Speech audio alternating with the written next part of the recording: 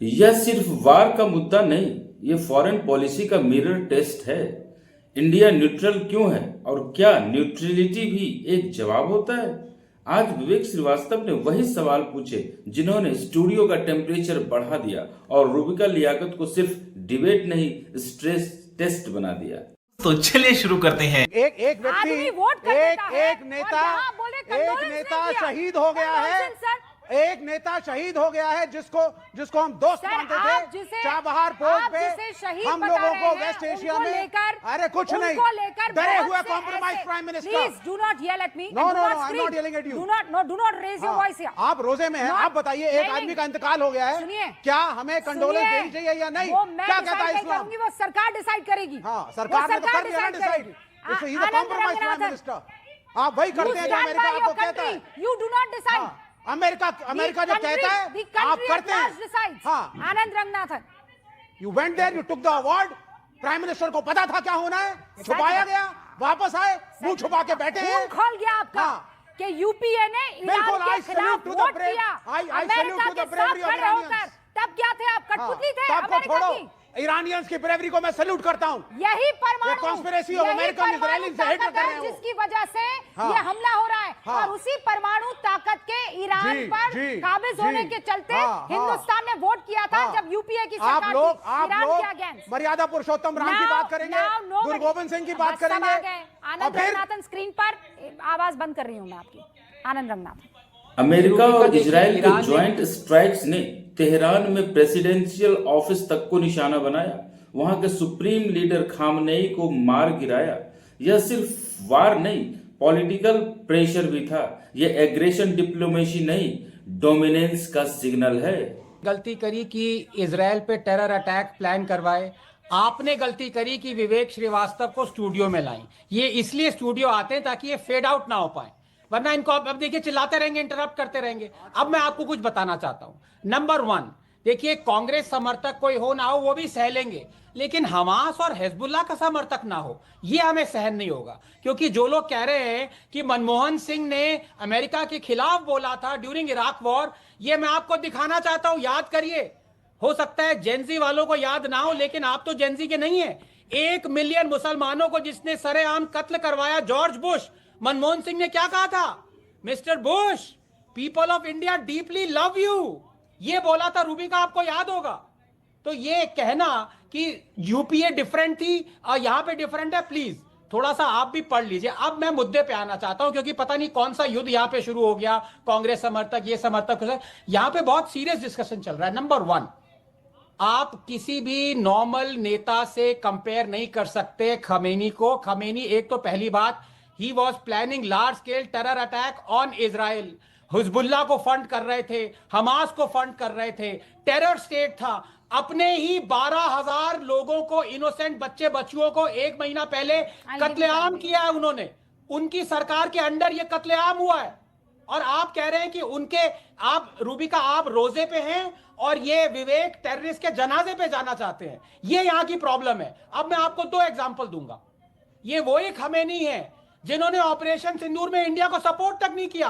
किसने हमें सपोर्ट किया? 2 कंट्रीज ने, इजराइल और तैवान। और पता इन्होंने क्या कहा था हमें? ऑपरेसर स्टेट कहा था खमेनी ने हमें। 1971 में सारे अरब नेशंस बजाय इराक को छोड़ के पाकिस्तान के साथ खड़े हुए थे। हमारे साथ कौन था?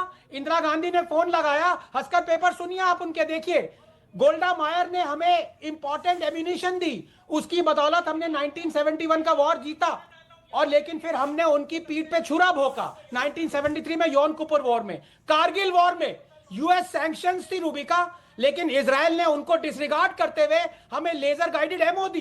That turn the tide of the war. हमारे दोस्त कौन है हमने आज तक गलती करी, पहचाना नहीं। अब शायद हम मोदी जी पहचानना शुरू किया है और अब ये लोग आ गए हमें बताने के लिए कि दोस्त कौन है, दुश्मन कौन है। शर्म आनी चाहिए।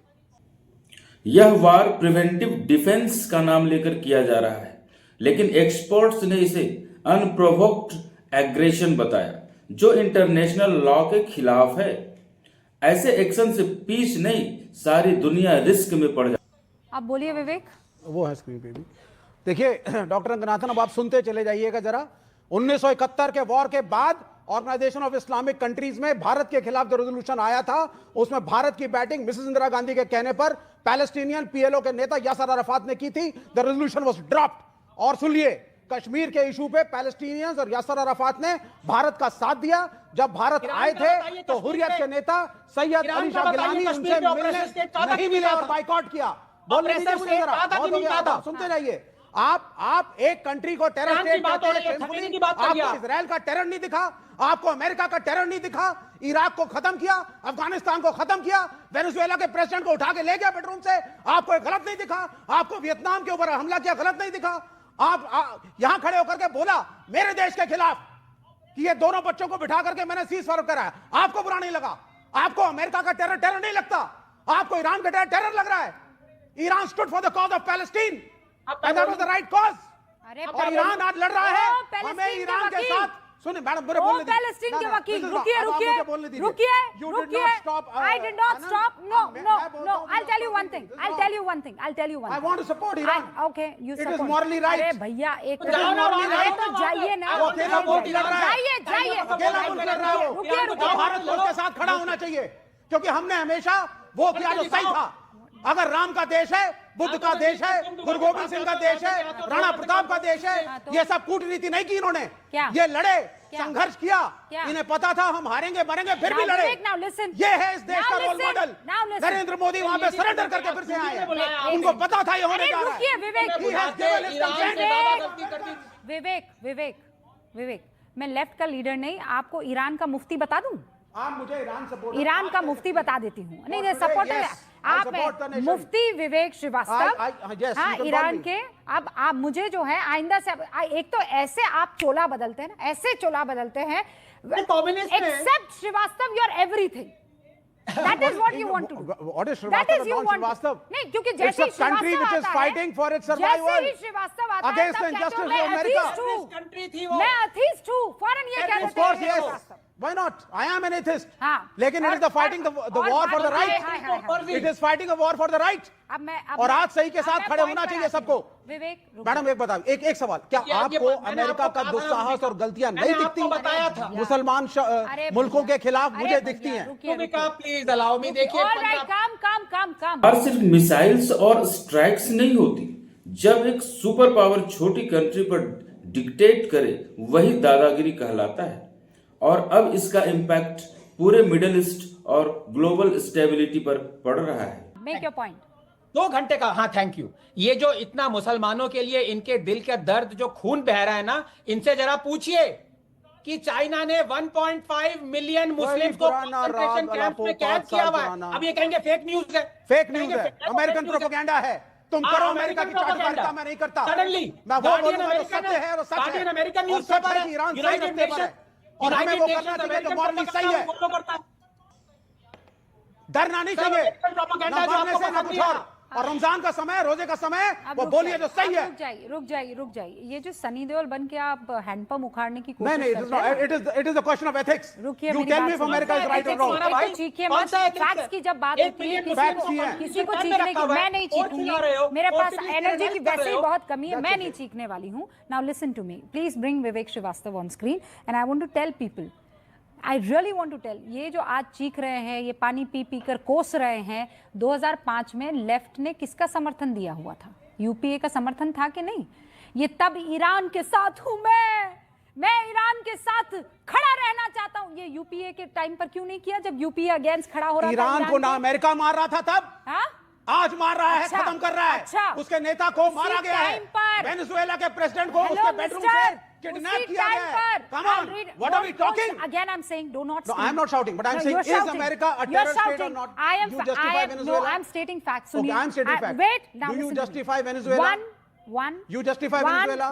Listen, I do not. I Good. do not. I do not. You justify Iraq and the killing of Saddam Hussein? I do not. Listen You to me. justify the destruction of Afghanistan? सुनिए, मुझसे सवाल मत पूछिए, क्योंकि मेरा तो clear है मामला। क्लियर है तो बोलिए, ईरान सही कर रहा है। आपके जैसे नहीं हूं मैं, आप दोहरी राजनीति। मैं दोहरी राजनीति नहीं करता। मेरा प्राइम मिनिस्टर, उसको ईरान के साथ खड़ा होना था आज। ने खिलाफत की थी, मुखालफत की थी ईरान की, तब आप एकदम टेप चिपका कर बैठे हुए थे। तब विवेक श्रीवास्तव न जाने कहां पर मौजूद थे। हर्षवर्धन जी, अब मैं आपके पास आ रही हूं। सीधा मेरा सवाल है, ये जो डबल स्टैंडर्ड्स है ना, ये मैं पढ़ रही हूँ एक के बाद एक। ज़रा सोचिए, अमेरिकी कठपुतली पाकिस्तान के जोकर प्रधानमंत्री तक ने ईरान के लिए संवेदना के शब्द कहे और अंतर्राष्ट्रीय कानूनों का उल्लंघन की निंदा की, लेकिन नरेंद्र मोदी एक शब्द तक नहीं कह पाए। निंदा तो दूर, शोक संवेदना भी व्यक्त नहीं कर पाए। अमेरिका से आपका ये डर मेरे देश पर कलंक है। ओहो हो, बड़े बड़े शब्दावली का इस्तेमाल। ये वो लोग हैं, ये कौन इस्तेमाल कर रहा है जिसने ईरान के खिलाफ वोट किया था? No, voting is different. This is war. देखिए, You are killing a country and its people. You are bombing. Now, You hold killed on the your supreme horses. leader of Iran. Hold on ये your आपको दोनों horses. Same दिख रहे Hold हैं? on your horses. मतलब एक voting मेरा और उसके व्यूअर राजा को मारना। विवेक जी, Are they same? मेरा व्यूअर भाग जाएगा। मुझे अपने व्यूअर से बहुत प्यार है। ये आपसे इतना प्यार नहीं जितना वो व्यूअर। अच्छी बात है, होना भी चाहिए। मुझे भी आपके व्यूअर से ही प्यार है। बस आप रुक जाइए, आप रुक जाइए। लेकिन आप कंपेयर रुक कैसे कर रही जाइए, हैं आप मैडम? एक रुक वोटिंग जाइए। को एक हर्षवर्धन देश जी। के डिस्ट्रक्शन से आप कंपेयर कर रही हो। ऑल राइट, हर्षवर्धन जी। अमेरिका और इजराइल ने ईरान पर स्ट्राइक्स किया बिना यूएनएससी की मंजूरी के, जिसे दुनिया ने अपार्थाइड जैसे एग्रेशन भी कहा। इसका मतलब जस्टिफिकेशन डिप्लोमेसी से नहीं, पावर से दिया गया। रूबिका जी, बात यहाँ भारत की है और कमाल की बात ये, अमेरिका, चीन, ईरान, इराक, वियतनाम, वेनेजुएला, पता नहीं किसकी किसकी चर्चा कर ले गए लोग। और इतना ये अमेरिका को गाली देते रहते हैं, फिर भी इनकी बीजिंग वाली यात्रा नहीं हो पा रही है। बड़ा दुखद है। बड़ा प्रयास किया इन्होंने, चीन को लेकर बहुत प्रयास किया। पहले होता था ना, खूब होता था, यहाँ से कम्युनिस्ट नेता, उनके बच्चे सब वहां मौज करने जाते थे, अब बंद हो गया है। लेकिन आज जो भारत के लोगों ने देखा है उसको ठीक से देखना चाहिए। प्रधानमंत्री नरेंद्र मोदी और कनाडा के प्रधानमंत्री मार्क कार्नी का जो ज्वाइंट स्टेटमेंट है उसको सुनना चाहिए। और प्रधानमंत्री नरेंद्र मोदी ने बहुत स्पष्टता से टेररिज्म, रेडिकलाइजेशन और एक्सट्रीमिज्म, इन तीन शब्दों का इस्तेमाल किया है। इन तीनों का जीता जागता उदाहरण ईरान का खामेनेई शासन है। ईरान और ईरान के लोग हमारे मित्र थे, हैं, हमारा सांस्कृतिक जुड़ाव और रहेगा। बिल्कुल। लेकिन वो खामेनेई जो महसा अमीनी को गायब करा देता है और पता नहीं चलता है, वो खामेनेई जिसके शासन में कोई भी मुस्लिमों का फिरका वहां चैन से रह नहीं पाता है, वो खामेनेई जिसको छोटी सी बच्ची के सामने, जिसके शासन में एक कुर्द को मार दिया जाता है, वो खामेनेई जो सिर्फ और सिर्फ ईरान की बदहाली लेकर आता है, वो खामेनेई जो महिलाओं को बुरके में बांध देता है, वो खामेनेई जिसके यहां हजारों लोगों की हत्या होती, उसका कोई मामला तक नहीं चलता है, वो खामेनेई जिसने वहां के लोगों को पाषाण युग में लौटा दिया, मध्य युग छोड़िए, पाषाण युग में लौटा दिया, और वो खामेनेई बताएगा। और मैं फिर कह रहा हूं, अयातुल्लाह अली खामेनेई बहुत लोगों के श्रद्धा आस्था के केंद्र थे, उनका सम्मान करना चाहिए। लेकिन खामेनेई न राष्ट्रपति थे न प्रधानमंत्री, इसलिए भारत सरकार अगर किसी राष्ट्राध्यक्ष के तौर पर किसी को शोक संवेदना देती है और एक रिलीजियस सुप्रीम लीडर, दोनों का फर्क पता होना चाहिए। मैं 3 दिन से देख रहा हूं कि लोग अलग अलग तरीके की डिबेट कर रहे हैं। न वो प्राइम मिनिस्टर थे न वो प्रेसिडेंट थे। रिलीजियस सुप्रीम लीडर को कंडोलेंस मैसेजेस भेजने का अपना एक पर्सनल तरीका होता है। भारत के हित इजराइल से जुड़े हुए हैं। कमाल की बात तो यह है कि कांग्रेस अगर इन लोगों को सुने तो इतने ताकतवर नरेंद्र मोदी है कि इजराइल जाते हैं, नेतन्याहू के साथ बैठकर एक प्लान बनाते हैं और कहते हैं कि मैं जब चलूंगा तब तुम ईरान पर मार देना। हाँ। इतना ताकतवर प्रधानमंत्री, और उसी प्रधानमंत्री को कहते हैं कि ये कायर है। ओके, अब इसीलिए पहले 3 और लोग, फिर मैं आती हूँ हर्षवर्धन। एक लाइन बस, हाँ। एक लाइन और, हाँ। एक लाइन। वही मार्क कार्नी, उनका एक इंटरव्यू है जो सबको सुनना चाहिए। उनसे इंटरव्यूअर ने पूछा कि मिडिल पावर के तौर पर भारत और कनाडा क्या नए सिरे से अपने रिश्तों को तैयार कर रहे हैं। मार्क कार्नी ने कहा, कनाडा को आप मिडिल पावर कह सकते हैं, भारत आज मिडिल पावर नहीं है। भारत आज दुनिया की ग्लोबल पावर्स में शामिल है, लीडरशिप में शामिल है, उसकी जो ट्रेजेक्टरी है वो दुनिया देख रही। तो मुझे लगता है जो लोग आज ये रुदन कर रहे हैं वो सिर्फ और सिर्फ भारत के विरोधी हैं। भारत को किसी भी तरह से ग्लोबल स्टेज पर नहीं देखना चाहते। वो चाहते हैं कोई वो भारत कभी चीन की कठपुतली रहे, कभी अमेरिका की रहे, हम दोनों की नहीं। विवेक श्रीवास्तव, बीजिंग के लिए टिकट कराई जल्दी। अगर एक नेता खोमेनी बुरा था या अच्छा, ये डिबेट नहीं है। डिबेट है वो बुरा था या अच्छा।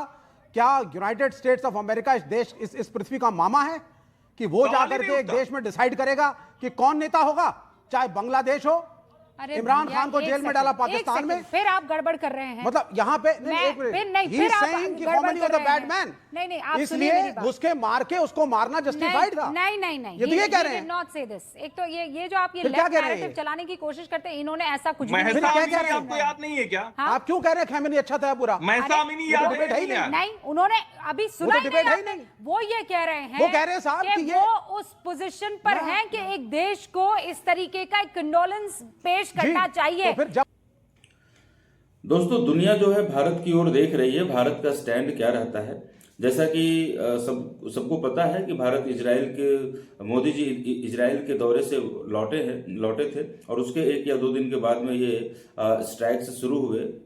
तो कुछ लोग अनुमान भी लगाते हैं कि उन्हें मालूम होगा, खैर ऐसी बात कुछ है नहीं। अगर इन्हें मालूम रहता तो इजराइल में भी हमारे शायद 15 से 20 हजार इंडियन रहते हैं। अगर ऐसा रहता तो जरूर मोदी जी उनको कहते, नेतन्याहू जी को, कि हमारे जो नागरिक हैं हमें भारत ले जाने दो, डिपोर्ट करने दो, उसके बाद में आप वहाँ पे जो भी स्ट्राइक करना है, जो भी आक्रमण करना है वो करो। तो इस तरह की कोई बात है नहीं। कोई भी अपने देश की स्ट्रेटेजी किसी मेहमान को या किसी राष्ट्राध्यक्ष को शेयर करता नहीं। तो ये सब मन में जो बातें वो निकाल लेनी चाहिए। तो भारत अपने सही दिशा में है, वो एक न्यूट्रलिटी मेंटेन किया हुआ है। ईरान भी हमारे लिए महत्वपूर्ण है, इजराइल भी हमारे लिए महत्वपूर्ण है। दोनों देश से रिश्ता रखना हमारा दायित्व है। हमसे उनको फायदा है, उनसे मुझे फायदा है। तो इसके लिए से भारत न्यूट्रल स्टैंड पे है और वो कुछ हद तक सही भी है। तो दोस्तों, आपको ये डिबेट कैसा लगा कमेंट में लिखेंगे। अच्छा लगा तो लाइक करेंगे, चैनल पे नए हैं तो सब्सक्राइब करेंगे और इस तरह के मुद्दे से आपको मैं रूबरू करवाता रहूंगा। तब तक के लिए बहुत बहुत धन्यवाद।